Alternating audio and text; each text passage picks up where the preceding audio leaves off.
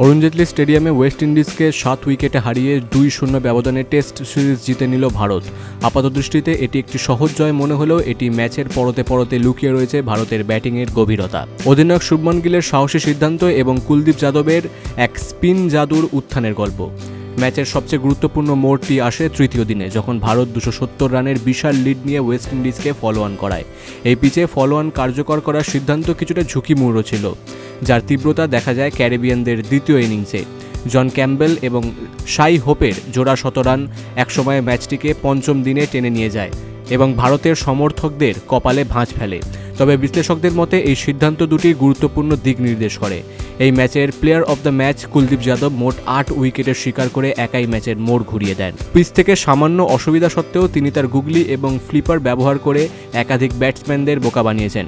শাই হোপের উইকেটটি এর উৎকৃষ্ট উদাহরণ। মাত্র 15টি টেস্টে এটি তার পঞ্চমবার 5 উইকেটের শিকার। কুলদীপের এই ছন্দ প্রমাণ করে যে ভারতের মাটিতে তিনি এখনও সবচেয়ে বড় গেম চেঞ্জার। গিলের জন্য এটি অধিনায়ক হিসেবে প্রথম টেস্ট সিরিজ জয়। সিরিজ জয় নিশ্চিত হলেও ওয়েস্ট ইন্ডিজের দ্বিতীয় ইনিংসের প্রত্যাঘাত ভারতীয় টিম ম্যানেজমেন্টকে কিছুটা চিন্তার খোরাক করে দেবে। তবে এই জয় প্রমাণ করল তরুণ নেতৃত্ব ভারতীয় দল ঘরোয়া মাঠে তাদের দুর্গ অক্ষত রেখেছে এবং আগামী কঠিন চ্যালেঞ্জের জন্য প্রস্তুত। Bureau report, big news Bangla.